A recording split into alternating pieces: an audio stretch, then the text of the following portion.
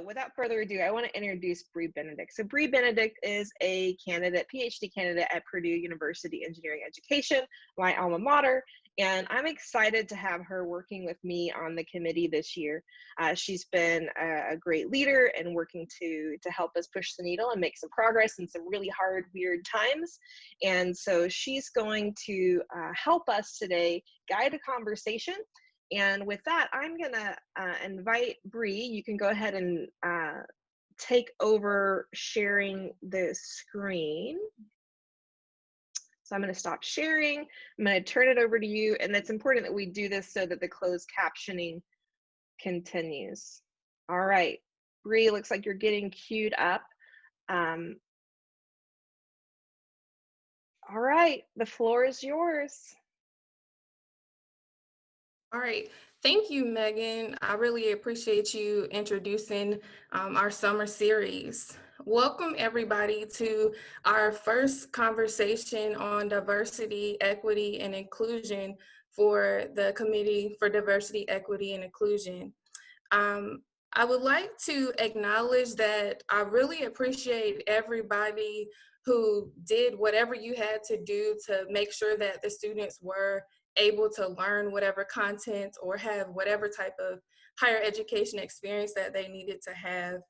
And also, this conversation is not just for someone who is a faculty member. So if you're a student, an administrator, staff, it doesn't matter what role you have, or if you're a consultant, we really welcome you to share your perspective and your voice related to this particular topic. So thank you. Today, we're just going to do a brief introduction with some instructions. We're going to have 3 breakout sessions so we can start a conversation on equity and inclusion in this time of COVID. And then we're going to also transition into a large group debrief. And we're going to close with sharing our next webinar. So as Megan stated earlier, please use the link that I'm showing here to access the slides that we're going to use today. It's going to be instrumental for you to be able to engage in the conversation so that we can record the things that are said.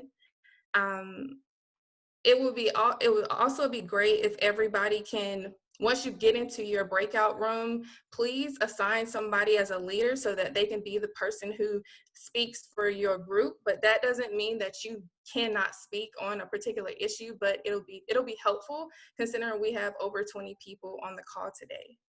And you will be prompted to navigate to your breakout group with the screen, but we'll also ask you to come back to the main group to have the large group discussion as well. And before we get started with the conversation, I would like to share a quote based on a conversation that I had with a student. I'm actually in the middle of data collection, and my study is not about COVID-19, but it was inevitable for this to come up when I asked the student about their experiences in engineering. And this particular student said, "I'm a disabled student. Like the online format that we've had to do, I felt kind of alone and really struggling with that." And so as you go ahead and start sharing your experiences in our conversation today, think about your students, think about yourself, think about your colleagues who may have some uncomfortable experiences related to COVID-19, whether it's in the classroom or whether or not it's in a faculty meeting or whatever type of meeting that you've had to be a part of to make sure that everything flowed nicely, I guess, to the best of our ability. And so our first breakout question will be, describe the opportunities and challenges that arose for you when transitioning to distance learning.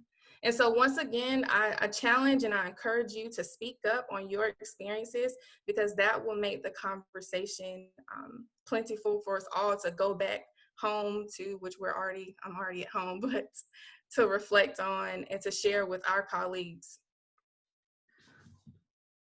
All righty, and so reflecting back on the question, describe the opportunities and challenges that arose for you when transitioning to distance learning.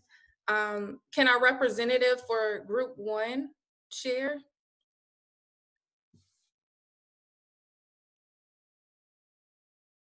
And unmute yourself. Hi. So I'm Colleen Bronner from UC Davis, and one of the things that we were kind of going through, I think we were focused a little bit more on the kind of challenges, but thinking through them, trying to be fair when we know not all students are necessarily going to tell us what they're going through, and we can make accommodations for those that tell us, but trying to do things and being really fair, and how do we work around that asynchronous versus synchronous concerns. What's better? I think partly trying to allow things to be synchronous, but also having engagement with students, setting up student expectations now that we're in this different environment, just like we would normally do in our classrooms, but with the Zoom. And one of the examples was like the backgrounds on the Zoom, what's appropriate, what's not, but also even just general expectations. Student welfare, trying to check in pretty frequently, and all the many things. I think I have way more students of concern than I have students not of concern this quarter. And so financial burdens, family responsibilities, distractions just because they don't have a quiet place to study or don't have Wi-Fi, health, and then not being able to talk face to face, where things that you could probably solve in like 2 to 3 minutes if you're in person. One of the members was talking about how it could also be like 20 emails. So it takes a lot more time, and then trying to help students who are continuing on their research and trying to spending time trying to get resources, and spending, one person was saying like she's always kind of in her office trying to get the resources they need, talking to vendors, trying to figure out new ways of doing things so that we can get people what they need to be successful. And then we were just kind of getting into the lab courses as well, and some of meeting those needs. And so how to facilitate those so that you're getting some outcomes across, but it's in a completely different way now. Those were the main focuses. And then we have on our slide as well, I think, learn new technology, Zoom, Slack, and create more in-class exercises and short videos that can be used in the future. Okay, thank you so much, Colleen. I look forward to you sharing, you and your peers and your team sharing how you plan to mitigate in our next group discussion question. So thank you for sharing. Group 2, can your leader share what you all discussed? Hi, well, I wouldn't say that I was leading the group, but I was nominated to discuss because I was typing. So for those that don't know me, I'm Susan Walden, chair of CDEI, and I want to especially thank Megan and Bree for doing this for all of us today. In group 2, we had a couple of our people talk about issues they had that were in terms of the specific courses they teach or the context. So one of them teaches a chemistry laboratory class. And so the issues of trying to do lab instruction via simulation, and that they had very little time and very little guidance to try to prepare what to do to continue their courses. So there was a lot of trying to learn as they went. But she appreciated the fact that now then she's got these recordings, and those can be used to supplement face-to-face instruction when they go back face-to-face. And then another person who shared talked about physics instruction, and one of the big issues that was being shared was the problem with the timing of the transition, I guess. And the fact that she is at a university that draws a lot, has a very high number of international students, and they were pulled back home by their parents, including her TA that had travel issues. But because their announcement came while everyone was on spring break, not everyone had prepared. And so students had left their books and supplies and things on campus, especially if you're flying to, say, Saudi Arabia. You don't necessarily want to carry your physics textbook with you on the plane for spring break. So, so she was having to do a lot of workarounds. And then another person in our group has taught both face-to-face and asynchronously online for over 20 years, over 25 years. And so she is just typing herself into the slides, lessons that she has learned over that time that might be beneficial for everyone. So there's some opportunities or ways to mitigate, I guess, that will be in the slides. But I'm not going to try to read and talk at the same time. Awesome. Thank you so much for sharing. I think you'll have some more time to talk about that. And if I were to refresh my slides, we would all be able to see it as well. Thank you, Susan. What about group 3? And you don't have to share, I guess for timing purposes, you don't have to share necessarily everything, but I guess maybe pick out some exemplar cases and share that particular one or two so that we can kind of go ahead and start progressing throughout our workshop today. Since I was typing, I'll take the lead here. So the main opportunity, I think, was where, because people realized that there were more difficulties for the students, they had compassion and extended a lot of deadlines. And that maybe do that also when you start coming back to the new normal. It didn't generally hurt. It actually helped the students, and sometimes they turned in better work. Posting lectures asynchronously, especially if they're like little, from multiple professors doing guest lectures, a lot more, and then changing from quiz grades to chat grades, got a lot more chat going, and then actually had a much richer conversation than usual. And that goes with the multiple avenues of information, because you're trying to help the students, and that'll help have a universal design flavor anyway, by the things you had to do. In this case, we should probably be doing all year. Sorry, I read all of those. And then challenges. One of the most interesting ones was that we were being so flexible for the students, but then the faculty didn't get any flexibility. So I'd never heard of students being so inflexible with faculty, but one of our members said that you're getting emails at all hours of the night, and you're supposed to respond at all times and have longer Zoom meetings and longer office hours. And then that goes from the administration too. I'm a department head, and I was asking my faculty to have micro faculty meetings, shorter, but then I had more of them.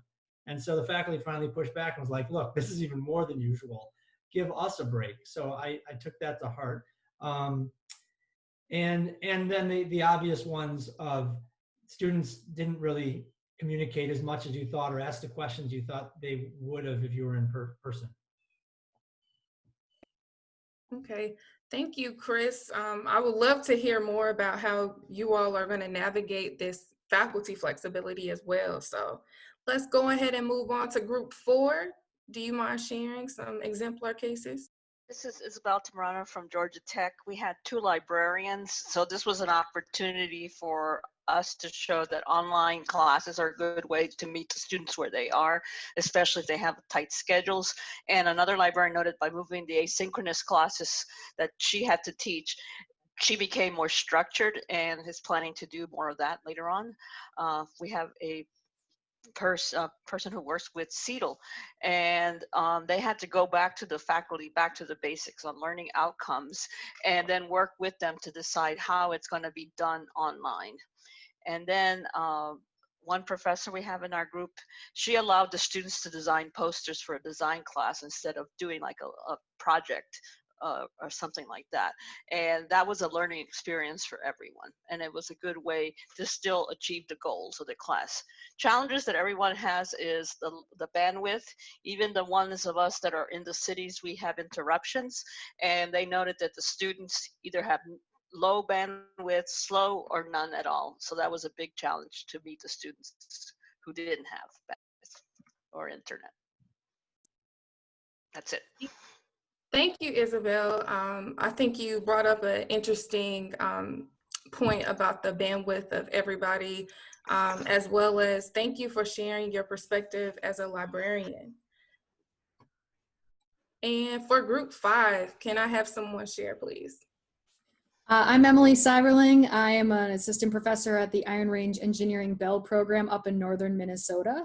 And so I'm sharing on behalf of group 5. So our main opportunities were related to just discovering new tools and new features within tools. So Zoom, Flipgrid, Whimsical, etc., Slack. A challenge is just kind of reiterating what a lot of other people have said, you know, starting from scratch with a very quick turnaround time. Difficulty with some collaborative design elements. So in terms of interacting within groups, but then also with the client, and then difficulty to emotionally support our students, even observing whether they need emotional support and then actively doing it a little bit more difficult online. And then this didn't show up, but we also had some issues with students with limited or no internet. Thank you, Emily. I really appreciate everybody sharing. Now it's time to go into our next breakout session, and the discussion question is, discuss how you mitigated concerns related to diversity, equity, and inclusion. And it would be great if you can draw on some of the things that you've already stated in your first breakout room. Thank you. All right, so it looks like everybody is back. And so let's go ahead and hop on to the first or the second breakout session question, which is discuss how you mitigated concerns related to diversity, equity, and inclusion. And so it would be great if, once again, just share an exemplar of, or maybe 2 exemplars of what you all talked about. And if you could flow from, you know, group 1 through group 5, please do so. So starting with group 1.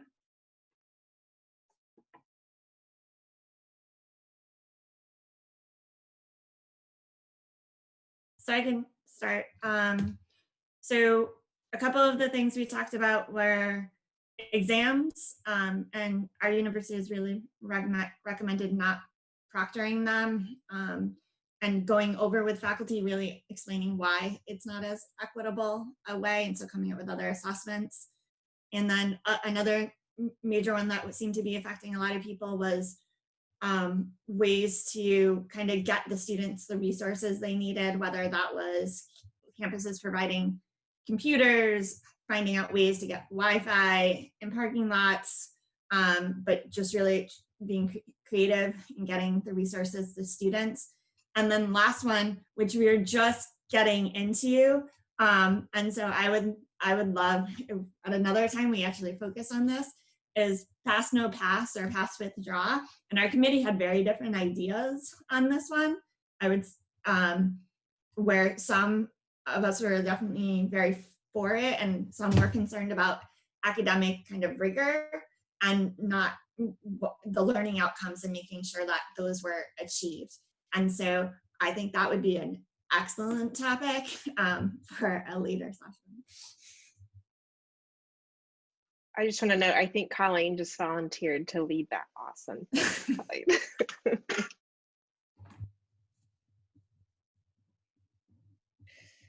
Hi. Oh, I cut those instead of copying them. Okay. So in talking about mitigating concerns for breakout 2, we talked about how it is it can be easier sometimes with first year or earlier students, not earlier than first year, but students earlier in their careers, they may be more willing to engage and talk about issues that they're having. But also in lots of different class circumstances, there were issues with students that just went missing. And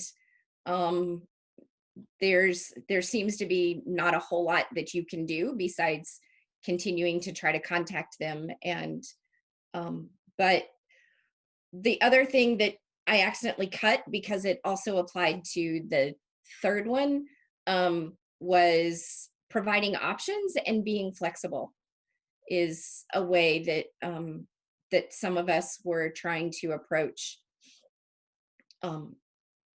providing for equity and inclusion because students were in such different life circumstances.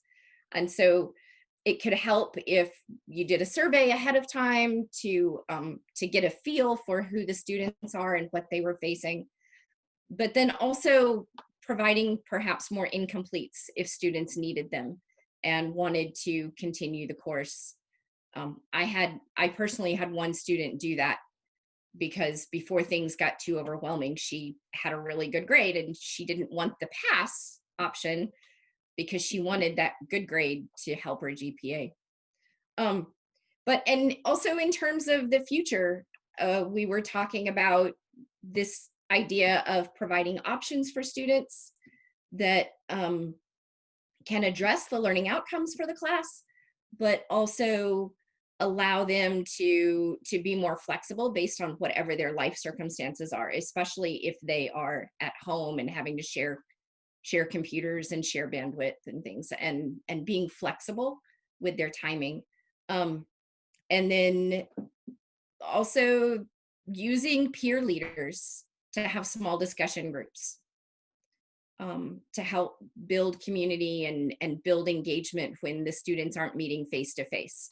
So like setting up some peer leaders with Zoom rooms, Zoom accounts that they can meet with students, or use Slack or whatever. But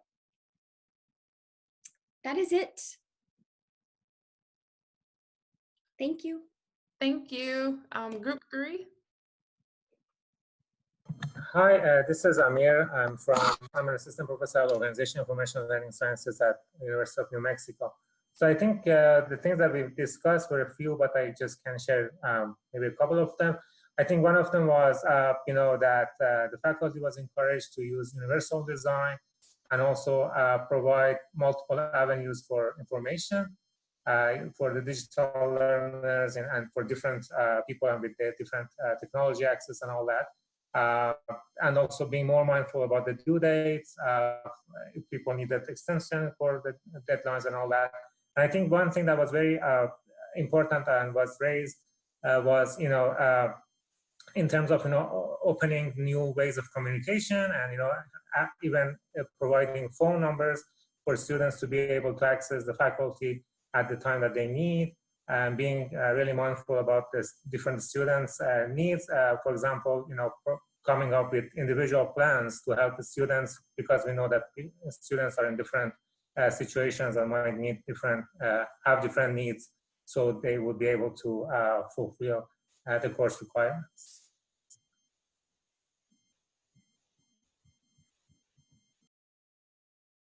Thank you. Hi, this is Sue. I'm an engineering librarian at UNLV. Some of the highlights from our second question are, we tried to provide a variety of delivery modes. Some of us were able to be responsive to student questions and concerns outside of normal hours. During our first discussion, someone even offered workshops or materials on weekends when we normally would not, which was kind of enlightening for some colleagues at their institution that was a possibility and would be welcomed.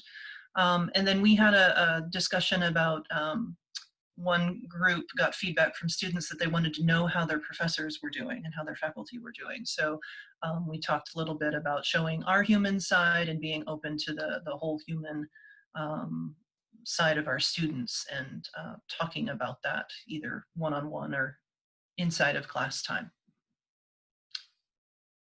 And that's about it. So we talked a little bit about some of the resources that various universities provided for students, whether it was internet, housing for those who couldn't leave, digital resources. So that was promising.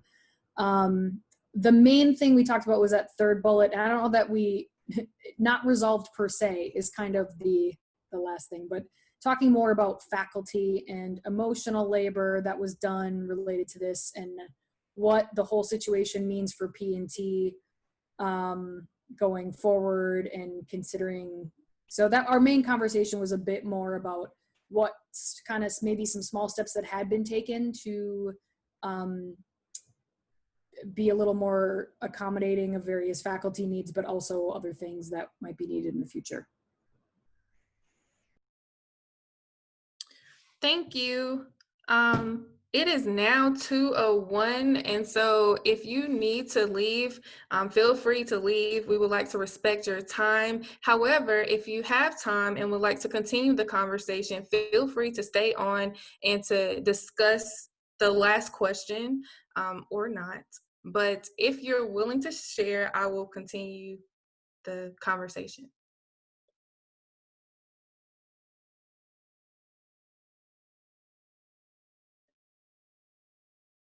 So is anybody willing to stay on, or let's see what y'all say. So I covered the third question in my report out for question 2. Okay, thank you. Let me just do a quick end pitch, right? So if you haven't registered for the next set of presentations in our series workshops, please do that. Go to the bit.ly and I'll send email links to everyone. Please share this within broadly. It doesn't have to be ASWE limited. We're trying to create an inclusive space where everybody can come and learn. And so look for those emails for us. And then Bree, I think a lot of people are having to drop out as is expected, but I think you can continue for those who are able to stay. Megan, are the slides going to stay available to attendees? Yes, absolutely. And we'll put a PDF together of some sort and attach that on our website as well. So everyone who's here has the live link, and then we'll put a PDF up. Because I think there were a lot of great nuggets in here. Yeah. Thank you so very much. No problem. Thank you. And is there anybody else who wants to share as it relates to the last question about how you plan to execute an equitable and inclusive learning experience moving forward? This is Sue from Group 4. I can go over what we had, if that's all right. Yes, please. Okay, so Group 4, I'm pulling open the slides here. I personally have already set up a meeting with another librarian who's an expert in online learning and works closely with our Department of Online Ed to take some of my regular workshop series and turn them into proper online learning materials and a plan rather than emergency remote. Campuses, it sounds like, are starting to provide workshops and other supports and help for those who are willing to work their summer break to prepare for likely online fall or definitely online fall learning. There was a discussion that some colleagues who were more resistant to universal design and more accessible materials and things like that are now much more open to changing their materials and their approach. And then somebody mentioned that the accommodation requests that they'd received at the start of the spring semester really needed different supports after everybody went to emergency remote, and there wasn't a lot of help for that or discussion about that. So it's something for people to be aware of moving forward. And that's it. Thank you so much for sharing. We also, go ahead. Oh, I just want to say Suzanne wanted to add something. Sorry, I just wanted to bring up a slight variation on this question that I have not heard a lot of people discussing. So we are still hopeful about being face-to-face to some extent in the fall. That's the official university position. However, the truth of the matter is, in some way, it will have to be hybrid at best. Our classrooms do not necessarily support physical distancing. Older faculty need some consideration. Are we going to lecture with masks on? You know, labs, any hand-on thing. We anyway tend not to have the support staff to clean spaces in between every single class. So maybe electronics labs will have to become simulations. Again, I don't know the answer to that, or chemistry labs. It just occurred to me that there are so many issues that it isn't a binary.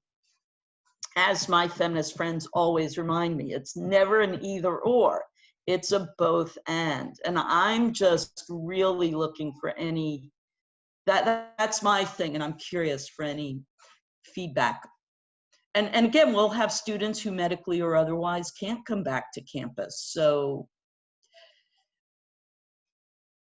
I think it's more complex. I'll be quiet now and you're perfectly fine, and it is a very complex issue that I think that it's beneficial to have these conversations actively to see what everybody else is doing. Does anybody else have a response for Suzanne about what she just stated? So, Suzanne, what kind of institution are you at? So Loyola University, Maryland, it is a primarily 4-year, you know, undergraduate, I guess technically comprehensive, about 4,000 residential undergrads, you know, 98% residential. Yeah, okay. I was partly curious. So I complain a lot, not so publicly, about politics in Oklahoma and the backwards way that things get done here a lot. And the University of Oklahoma has been a mess in many ways for several years of varying things.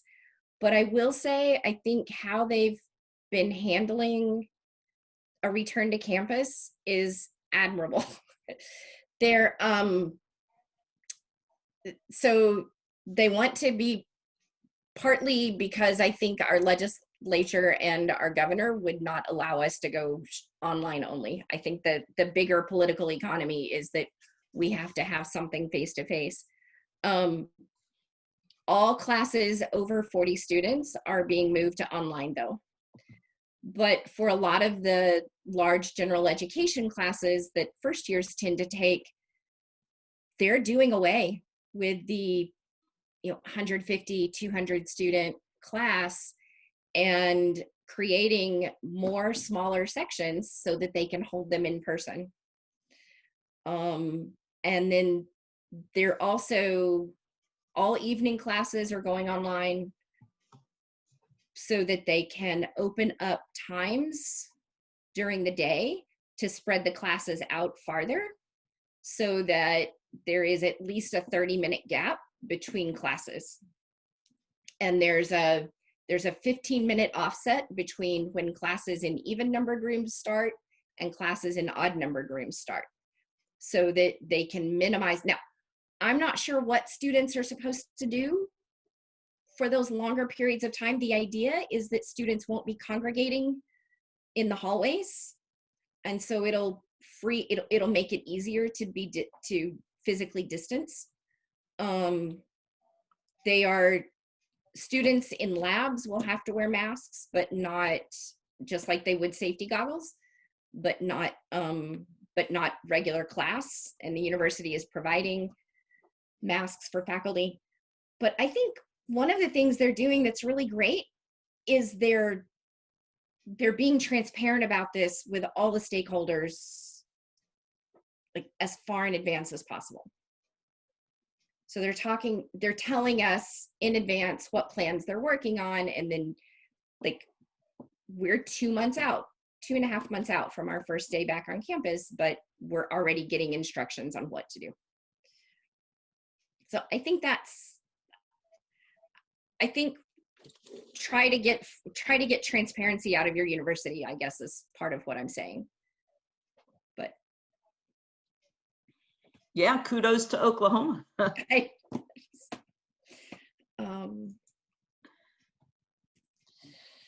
I've been telling my students, so I'm engineering, and I'm just like, part of engineering is dealing with uncertainty and ambiguity, and now we're just all experiencing that. Woo! That's actually a great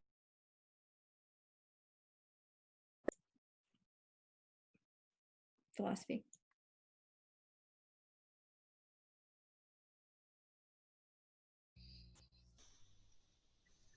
I'm sorry, it went out on my end a little bit. You mentioned that it was a great philosophy. Does anybody else have anything else to add before we go ahead and conclude this conversation today?